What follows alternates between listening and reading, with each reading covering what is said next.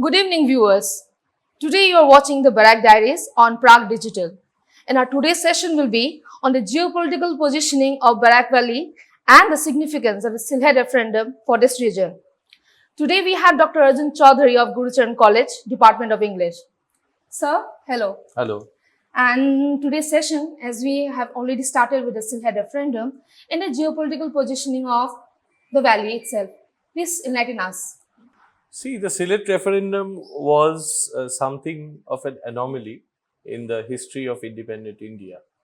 Uh, the how it happened and why it happened, all of those details are already in the public domain. So I need not go into that sort of detail. But this much I can tell you about the Sylhet referendum. It is this that the current problems with the immigration and foreigner non-foreigner issue that plagues most cultural and political spaces across the country. Part of it is at least owing to this particular political event that took place in during the independence of the country. So the basic thing is that the Sylhet referendum was created. You know what a referendum is, obviously. It is a public vote about a particular issue. Referendums are very politically charged issues and events. They've taken place all over the world in the 20th century in the form of plebiscites and other similar events. But what happened with the Sylhet referendum is that the generally projected idea is that it was a communally cast vote between Hindus and Muslims. And the purpose of the Sylhet referendum was to decide on the basis of the communal award that was at the basis of the partition of the country, the two-nation theory. On the basis of the communal award, which portion, which region of this border would go to which part of which part of the divided subcontinent, to Pakistan or to India. Now, the referendum generally is considered to be some sort of a communally charged time or event, but there is ample research to actually tell us that that was not the case. That was not the case. There's enough work that has been done by very eminent historians, including Dr. J.B. Bhattacharya from Sylhet itself, and many other people who have actually notified that this award was not this referendum was not really a communally charged event as it is generally made out to be. Now, there are several mythologies constructed around the Sylhet referendum. But this much is true that, what is now Barak Valley was originally Kachar, comprising the districts of, comprising Silchar, and other surrounding areas. And there was the district of Karimganj, which was basically part of Sylhet. And as per the as per the results of the Sylhet referendum, the district of Karimganj and Hailakandi, of course, there were several leaders who were also trying for this. Especially, one must mention the efforts of Abdul Matlib Majumdar, who was from the Congress, and he wrested the seat of Hailakandi from the Muslim League. The Muslim League wanted the seats of Hailakandi, Karimganj, Silchar, all of these to go into Sylhet, which would basically be part of East Pakistan. Bangladesh was nowhere in the scene at that point of time. Now, it is a little known fact that the father of Bangladesh, Sheikh Mujibur Rahman, was an active participant in the Muslim League. He was an active participant in the Muslim League. He also was part of the Great Calcutta, not really part, but he was part of the Muslim League when the Great Calcutta killings were happening in 1946. So it is already very clear that he was on side of the Muslim League's, bid for a different country, an East Pakistan sort of Pakistan, basically, not East or West, but just Pakistan. Abdul Matlib Majumdar, he was of the opinion that this whole region should be retained in India. Between the cross-firing and the manipulation of power, the people of this village, of this region, they literally had to negotiate with their autonomy, and many people who had voted for actually remaining in India had to leave with the with going to leave with Sylhet going to Pakistan. The major portion of Sylhet. Because the majority people had actually started to go to East Pakistan. No, that is not really the case. This is the mythology. I have figures here on my phone. I wish I could show them all to you. If you look at the divisions from 1851 down to 1947, the division is not at all communal. There were several settled Muslim communities who had voted to stay back in India. Actually, they did not vote for. They had not voted for going to Pakistan. So can we say that this referendum is faulty? Of course, it's faulty. So it was not. The point is that the whole partition of the country happened on assumptions that we don't really consider when we talk about contemporary human rights and immigration rights and this and that. This whole repositioning of Kachar and Assam and Bengal started after the the partition of Bengal that happened in 1905. In 1903, Curzon visited Bengal, and because the revenue of the Bengal presidency was so huge, this is generally the version that is told to people, told everywhere, that he decided on the division of Bengal. Well, that is not exactly what happened, but still we will consider that to be somewhat the beginning point of this whole thing. So Curzon did the Bongo Bongo, or the partition of Bengal. At about that point of time, a little bit later, in 1912, and that sort of time, there was also a lot of confusion regarding how Assam should be treated. Should it be taken to taken to East Bengal, or should it be made a different distinct province? Then ultimately Assam became a Chief Commissioner's province. I'm not sure about the exact dates right now, but I can certainly find it out for you.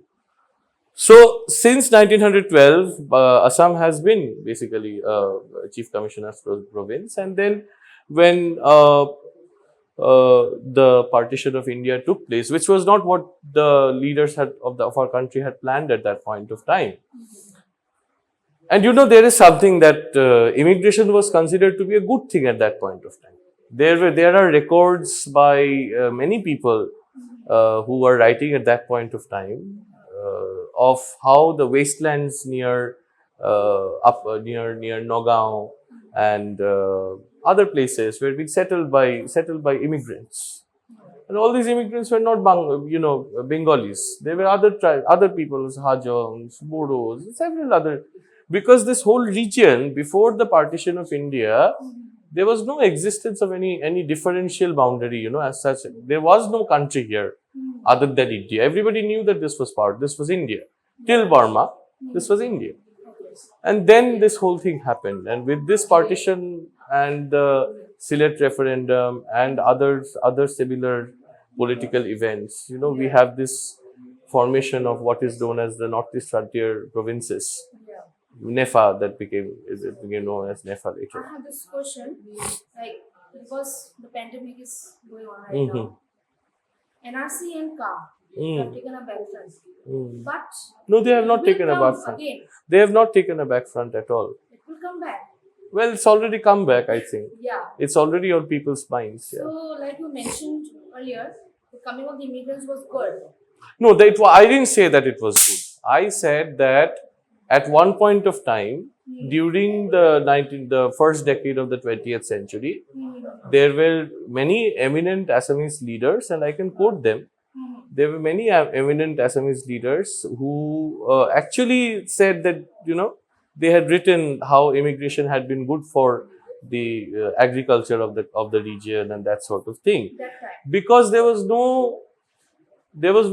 did not see in the future that it would grow to be such a problem. Yeah, so right now the problem has arisen. Has arrived, definitely. And now the problem is at our door.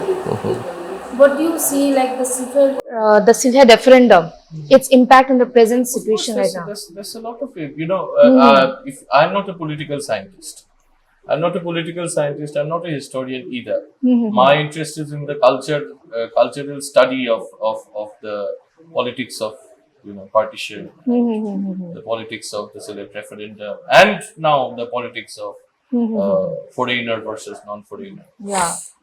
As a citizen of India, I think I am very proud to be an Indian. I'm very proud to be a resident of the state of Assam. And I'm very proud of my identity as a Bengali Hindu. I'm very proud of it. And these are different identities that we live with.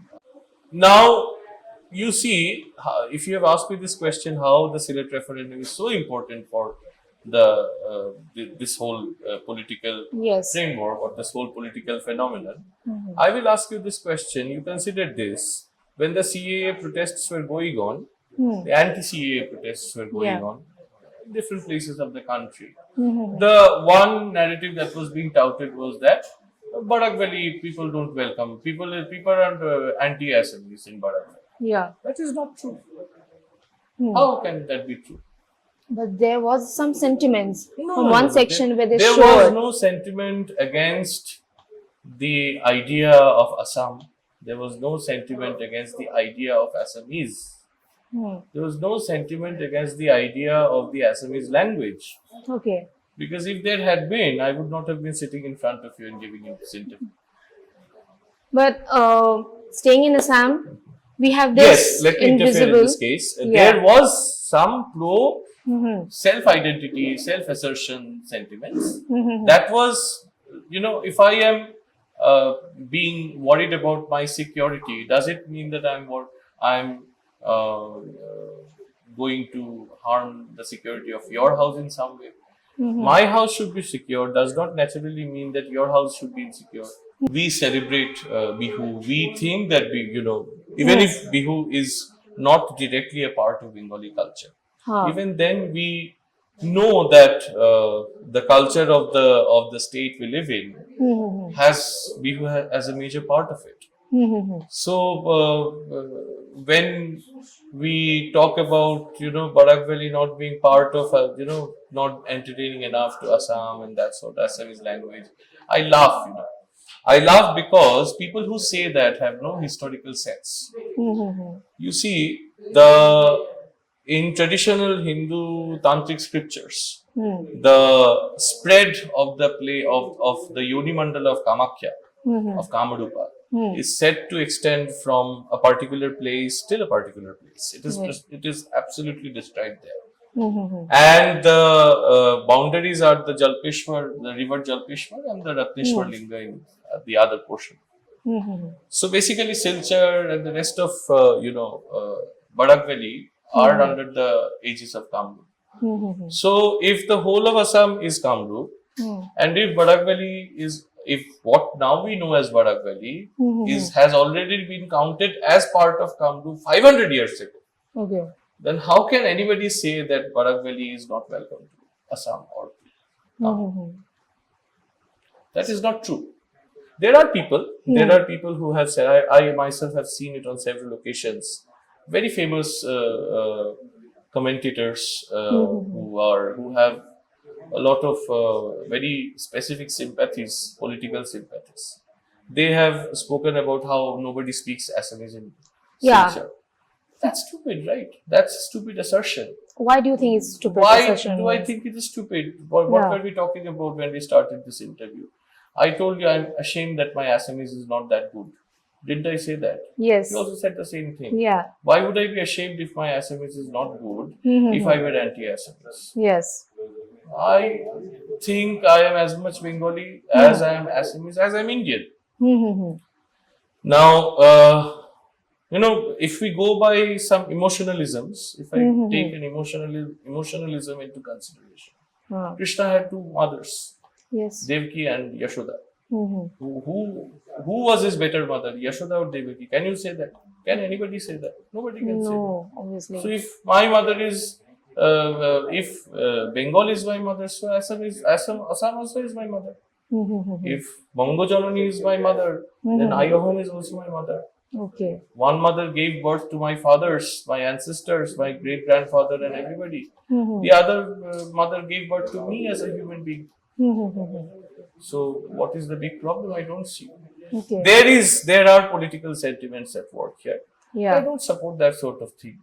I feel that in this situation, whether you're an Assamese, whether you're a Bengali, whether you're a Bodo or a Hajong or a Dimasa, our common identity in the international scenario is that we are Indian. And our duties as citizens of this nation is to attest that, that Indianness over and over and over again. Because no matter how hard we try to say that we are not Indians, Yes. there are people who take pride in saying that we are not Indians. What are you then? Yeah. Asians? Yeah, of course, you would not be averse to calling yourself Asians. Yeah. Then why are you averse to calling yourself Indians? That's the point. One more thing, the Sylhet Referendum. As we move on further now in the present time, the recent event which took place was the Bhasha Andolan. 1961, not very Yes. recent, but then yeah. Yeah, the reason if I try to trace the historicity from Sylhet to referendum and then we come to the Bhasha Andolan. Has both these events got any They connection? connected. Yes. They connect. So please give some. See, I have already told you I'm not a historical scholar. I'm not a historian myself. So whatever I say might not be construed as accurate history. But I have a general understanding of my own personal history. And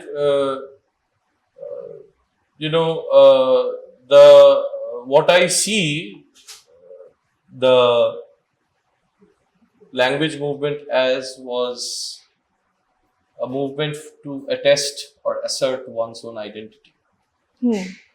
Everybody has the right to do that. Inside of Assam or inside of India, wherever you go, it's freedom of expression, speech and expression, right? Now the point is that whenever freedom of speech and expression is threatened, there will be some sort of a backlash against the agencies that are doing the imposition. Now, in 1961, what Bimala Prasad Chaliha's government had done, and mind you, it was a Congress government. Yeah. It was a Congress government. And whatever Bimala Prasad Chaliha's government had done has never been, reversed. And I don't think that the ramifications of that event, what happened after that was something that any Assamese person or any Bengali person would have wanted. I'm sure nobody wanted that sort of a thing to happen. Yeah. This budget, they have allocated 5 lakhs per family for for the Shaheeds of the language, not the Bengali language movement, but the other movement that took place in the Brahmaputra, which is a welcome thing. Yeah, it's a welcome thing. Our request to the as a citizen of Assam, as a citizen of India, and as a Bengali Hindu myself, it is also my request to the government of Assam to consider the Bengali martyrs, the Bhasha Shenani. I don't set store much by the word Shaheed because it takes a different sort of a epistemology to understand the word Shaheed. Even though we use it indiscriminately. Yeah, we do. In actual Islamic lore, the word Shaheed is Islamic, right? Yes, it is. According to Islamic lore, and according to Islamic training and according to Islamic theology, only a specific sort of person can become a Shaheed. Yes, it's true. And somebody who is not that sort of a person is not going to be a Shaheed. So I'll use the word Bhasha Senani. Bhasha Senani. Bhasha Senani. They were warriors for our language. Okay. Whether it is the Assamese language or Bengali language, I'm not talking about. Okay. But whoever has laid down their life for their language, for their identity, is a warrior, is a Bhasha Senani. Yeah. Whether I'm a Bengali or I'm a Marwari or I'm a UP wala or I'm a Manipuri. Sudeshna, who was a Manipuri, she also died for her mother language, mother tongue. Yeah. Now the point is that the Bhasha Andolan that we are so proud of, and not really proud of because it's not something to be very proud of. Yes, it's a mark on the political history of the Indian National Congress. It is a mark that the Indian National Congress has never done any sort of negotiation. I'm very astonished when I see their leaders these days going to on the 19th of May. They actually go and salute the Bhasha Senani on 19th May afternoon. I'm very amused because their government was the one which was in power. I think Nehru was in Guwahati on that day. Okay. So, you want to say that the Bhasha Andolan which took place, it has nothing to do with anti-Assamese sentiments? See, the Bhasha Andolan was not anti-Assamese. But this is something that one has to understand. Shaktiboda Brahmachari, who is considered to be a representative poet of Barak Valley, or Barak Bongo, or whatever you call it, Ishan Bangla. He wrote a line in a poem of his, Profullo ar Bhigu amar khullo tad bhai. They are my brothers. I don't remember the exact lines of the poem, but the line was like this: Mekhla pora bunti amaye tamul diyeche. Mekhla clad sister has given me a tamul, and that tamul is the tamul of language. And that being the case, when a sister gives you a tamul, are you going to fight with her? No. Why will you fight? Why will you beat your sister? No, why will you beat your sister? See, today, after the independence of the country, it has come to this. Yes. But we are only talking about the last 70 years to a century. We are not talking about what happened before that. Why is the history of only this century important and not the history that preceded it? Yeah. Because, when the Mughals attacked Assam, can you tell me for sure that only the Assamese fought against him? Can you tell me that there were only Ahom soldiers in the army of Bir Chelarai? How can you give me that for certain? Can you tell me that there was no Bengali soldier, no Manipuri soldier, no Hajong soldier, no Bodo soldier in Bir Chelarai's army? Yeah. No, you can't say that. Because we are Shaktas. I am a Shakta. I am a Shakta worshipper of Kamakhya, the worshipper of the goddess. And in our traditions, Maharaj Naranarayan and Veer Chilarai, they are very important for us because they were the people who actually brought the pilgrimage of Kamakhya forward, right, into the public eye. So that is how things are. But these things people will not talk about because it will not fit their political agendas. I don't belong to a particular political party. I don't set much store by political identities and affiliations and that sort of thing. But my point is that my freedom of speech cannot be the reason for somebody else's identity, somebody else's identity being endangered. There have been claims, I will not take names of those journalists who have said that Bengalis are anti-Assamese, Bengalis are anti-Assamese. No, that is not true. That is absolutely not true. Because, if Bengalis had been anti-Assamese, then, there wouldn't have been Bihu programs in Sylhet during Bihu. And I wouldn't have been wishing my Assamese colleagues a happy Bihu. Or they wouldn't have been wishing me happy Durga Puja or, that sort of thing. These days it's all about WhatsApp, right? So I think this is what needs to be taken into account, that India has 1,652 dialects. Yeah. how many portions are you going to make of this land if you want it all by, if you want to divide the land on the basis of language. Yeah. How are you going to do that? That is not possible. Mm-hmm. Whoever thinks that is important is either deranged or has some sort of a very evil political agenda. Let us not divide. Let Yes. us stay together. Because you see, it is division only will create further division. Division That's will right. create further division. Yeah. Today, language A and language B are divided into two segments. Now, 100 years later, the territory which is basically housed, which is basically inhabited by members of the language A community, might have another language coming up and saying we want another division. There is a precedent of division. Why not now? Yeah. So I think all of it is, very complicated and nuanced. I'm not going into commenting about what should be done and what should not be done. Yeah. But this much I'm very sure about, that an Assamese man cannot hate a Bengali man just because he's a Bengali, or a Bengali man hate an Assamese man just because he's a Bengali. I cannot advise that sort of differentiation. Nor can I take this for, guaranteed that this is what it is going to. I might not be able to speak the Assamese language very clearly. Yeah. That's my fault. That is my fault. I can speak the English language, but why can't I speak the Assamese language very clearly? Yes. That's because I studied in a Roman Catholic convent school. And in our school, it was forbidden to use even your mother tongue. They did not even allow us to speak in Bengali. We were given negative marking for speaking in Bengali or Hindi. How do you expect us to know Assamese? For 12 years, we have studied in a school which basically thrives on a very Christian sort of an education. Okay.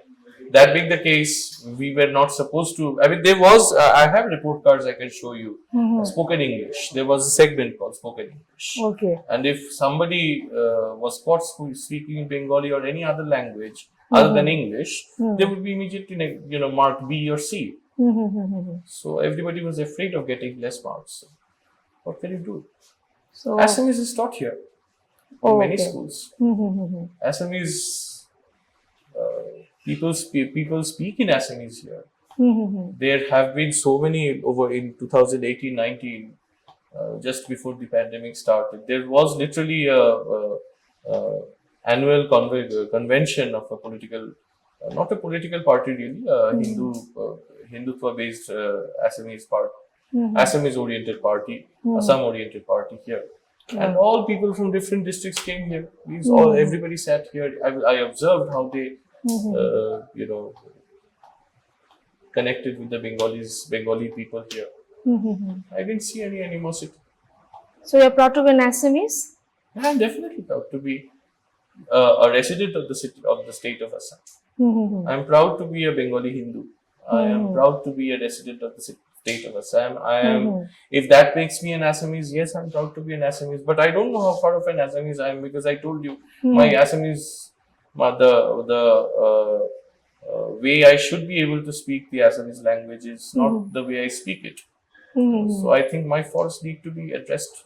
So in order to become an Assamese, I have to know how to speak the Assamese language. I already know about Assamese culture a lot.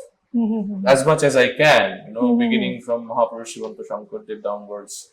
Vaishnavism came here at almost about even earlier than Chaitanya Mahaprabhu brought it to Odisha and West Bengal. Yeah. So this is a very spiritual land, highly spiritual land.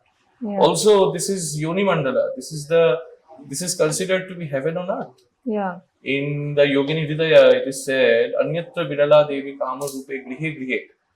In other lands, the goddess is rarely found, but in Kamrup, which is basically Pragjotishpur, Kamakhya, in Kamrup she resides in every house. Anyatra Virala Devi Kamarupe Grihe. So what God has united, how can you divide? That's true. It's very beautiful. When God has united it, how can you divide? That's true. Don't you think we respect the Brahmaputra? The Brahmaputra is very important for us because it is considered to be born from the tapasya of Maharshi Parashurama, Yes. Narayan Savata. The Barak is also important for us because it is an Uttar Vahini river in some places, and it connects to what is now in Bangladesh. If that sort of political divisioning had not happened, then we would not have been looking and talking about this sort of thing now. Imagine, and India and the northeast of India would have been such a rich place all by itself, and how rich India would have been. Whatever has been our history, one thing is very sure, that we are all united, whatever be our languages, be an Assamese or Bengali. We are all proud Assamese. Thank you.